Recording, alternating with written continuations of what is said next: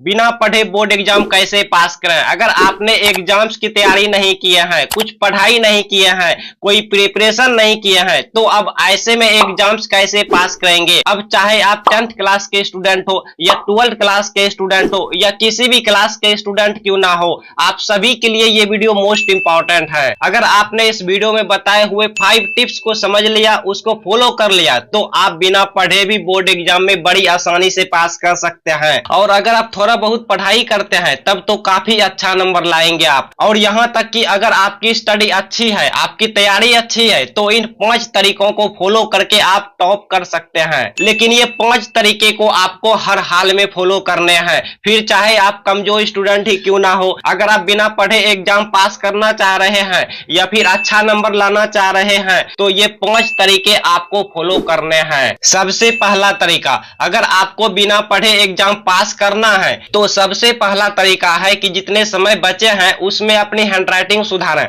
देखिए, एग्जाम से पहले आपके पास जितना भी दिन समय बचे हुए हैं, टाइम बचे हुए हैं, इस टाइम में अपनी हैंडराइटिंग को सुधारने का प्रयास करें। यह बिना पढ़े एग्जाम पास करने का सबसे पहला और सबसे महत्वपूर्ण पॉइंट है। अब आप कहेंगे कि हैंडराइटिंग को हम सुधारें कैसे, तो इसके लिए क्या करना है। तो देखिए, इसके लिए रोजाना आपको 3 से 4 पन्ना यानी 3 से 4 पेज लिखना होगा और लिखते टाइम सभी वर्ड के बीच एक एक पेन की गैप स्पेस बनाकर लिखते जाना है, कुछ इस तरीके से जैसे हम आपको यहाँ पे स्क्रीन पे दिखा रहे हैं। और इसके लिए बेहतर तो यह है कि अपने कोर्स की किताबों को देखकर लिखिए। जो आपका सिलेबस है, जो आपका कोर्स है, जो आपका क्लास है, उसी की किताबें लें और उसे आप देख देख कर अपने कॉपी पर लिखिए। इससे होगा क्या, आपको अपने सिलेबस या कोर्स से कुछ क्वेश्चन भी याद हो जाएंगे। देखिए, एग्जामिनर पर अच्छा प्रभाव डालना है, अच्छा इंप्रेशन डालना है। कॉपी चेक करने वाले टीचर को यह एहसास नहीं होने देना है कि आपने एग्जाम्स की तैयारी नहीं किए हैं।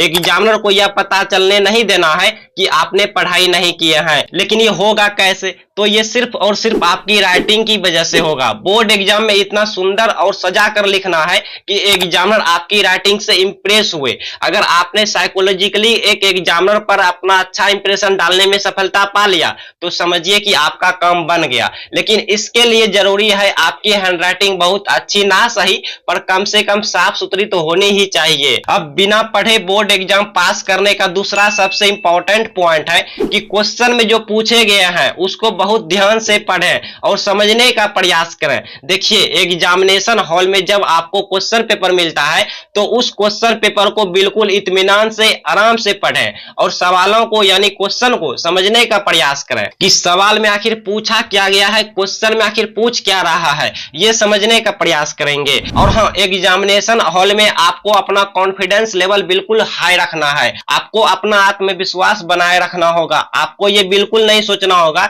कि मैंने कुछ नहीं पढ़ा तो कैसे एग्जाम दें। कई बच्चे तो ऐसे भी होते हैं कि एग्जामिनेशन हॉल में जाते ही घबरा जाते हैं और फिर घबराहट में उनकी धड़कन तेज हो जाती है। लेकिन आपको ऐसा बिल्कुल भी नहीं करना है। आपको रिलैक्स होकर अपना क्वेश्चन पेपर पढ़ना है। याद रखिए कि आप अकेले नहीं हैं जिन्होंने कुछ नहीं पढ़ा, बल्कि ऐसे लाखों छात्र हैं जो पढ़ने में आपसे भी काफी ज्यादा पीछे हैं, लेकिन फिर भी वो आपके साथ एग्जाम बैठक दे रहे होते हैं। तो आपको बिल्कुल भी घबराना नहीं है, अपना कॉन्फिडेंस लेवल हाई रखना है।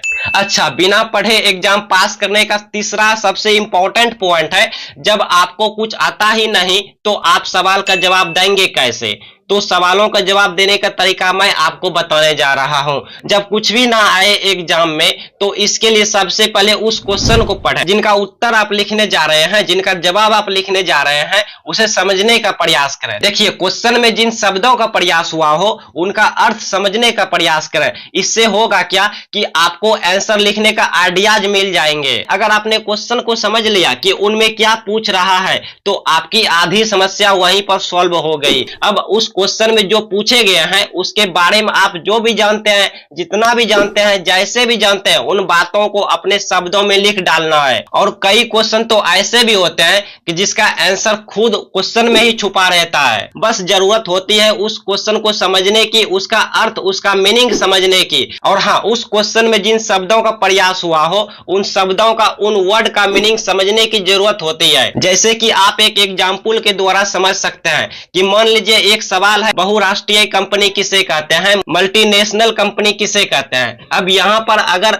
आपको बहुराष्ट्रीय शब्द का अर्थ पता हो तो बड़े आराम से आप इस क्वेश्चन का आंसर लिख सकते हैं। बहुराष्ट्रीय शब्द बना है दो शब्दों से, एक तो बहु और एक राष्ट्रीय। बहु का अर्थ होता है बहुत सारा और राष्ट्रीय का अर्थ है राष्ट्रों वाला, देशों वाला, और कंपनी का अर्थ तो आपको पता ही होगा। तो इस आधार पर अब इस प्रश्न का, इस क्वेश्चन का आंसर आप लिख सकते हैं कि एक ऐसी कंपनी जो एक ही साथ विश्व के कई देशों में अपना व्यापार व्यवसाय चलाती हो, उस कंपनी को ही बहुराष्ट्रीय कंपनी कहते हैं। जैसे कि आपको उन शब्दों के अर्थ समझना है, उसके बारे में आपको जो भी पता है, जैसे भी पता है, जितना भी पता है उसको लिखना है। अब देखिए, बिना पढ़े बोर्ड एग्जाम पास करने का 4th पॉइंट है, चौथा पॉइंट है, आपको सभी सवालों का जवाब देना है। अब आप सोच रहे होंगे कि हमको याद ही नहीं है तो हम सभी सवाल का जवाब कैसे देंगे। तो मैं आपको बता दूं कि आप 10th का बोर्ड एग्जाम दे रहे हैं या 12th का बोर्ड एग्जाम दे रहे हैं या किसी भी बोर्ड का एग्जाम्स दे रहे हैं, हर बोर्ड एग्जाम में स्टेप मार्किंग की व्यवस्था होती है और स्टेप मार्किंग में आपके लिखे हुए एक एक वर्ड का नंबर मिल सकता है। इसलिए आपको चाहे जवाब आते हो या ना आते हो, फिर भी कोशिश करना है सभी क्वेश्चन का आंसर देने की, सभी सवालों का जवाब देने की।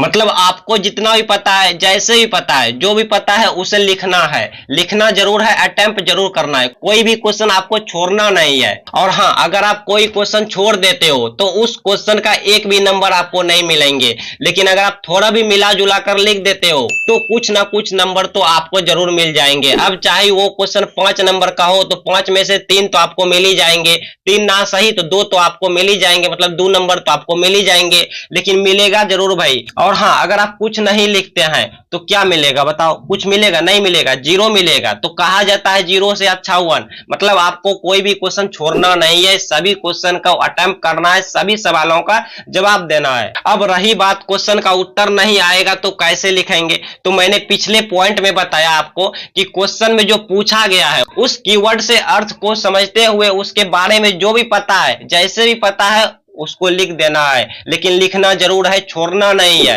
अब हम चलते हैं 5वें और सबसे आखिरी पॉइंट की तरफ, लेकिन उससे पहले वीडियो को लाइक सब्सक्राइब करके कमेंट में बताइए कि आप कितना नंबर लाना चाहते हैं। जैसा कि मैंने पहले बताया कि आपको एग्जामिनर पर मनोवैज्ञानिक रूप से साइकोलॉजिकली अच्छा प्रभाव डालना होगा, अच्छा इंप्रेशन डालना होगा, क्योंकि अगर आप एग्जामिनर पर अच्छा प्रभाव डालने में सफल हो गए तो फिर आपको बिना पढ़े पास होने से कोई नहीं रोक सकता। लेकिन इसके लिए जरूरी क्या है कि आपकी कॉपी सुंदर और साफ सुथरे तरीके से लिखी हुई हो, सजाकर लिखी हुई हो, पैराग्राफ छोड़ा हुआ हो, कॉपी में जो आंसर लिखेंगे उस आंसर का क्वेश्चन नंबर डाला हुआ हो, हेडिंग डाल के आंसर लिखा हुआ हो, हेडिंग को अंडरलाइन किया गया हो। जितना सजाकर आप लिखेंगे उतना ही ज्यादा इंप्रेशन पड़ेगा। थोड़ी हैंडराइटिंग भी अच्छी हो, सजाकर भी लिखा हुआ हो, तो जाहिर सी बात है कि एग्जामिनर जो है उन पर गुड इम्पैक्ट पड़ेगा, अच्छा इंप्रेशन पड़ेगा और इसका सीधा फायदा आपको मिलेगा। तो फेल होने का तो सवाल ही नहीं उठता। तो अगर आपने ये 5 तरीके को फॉलो कर लिया तो बिना पढ़े भी आप किसी भी बोर्ड एग्जाम को बिल्कुल पास कर सकते हैं।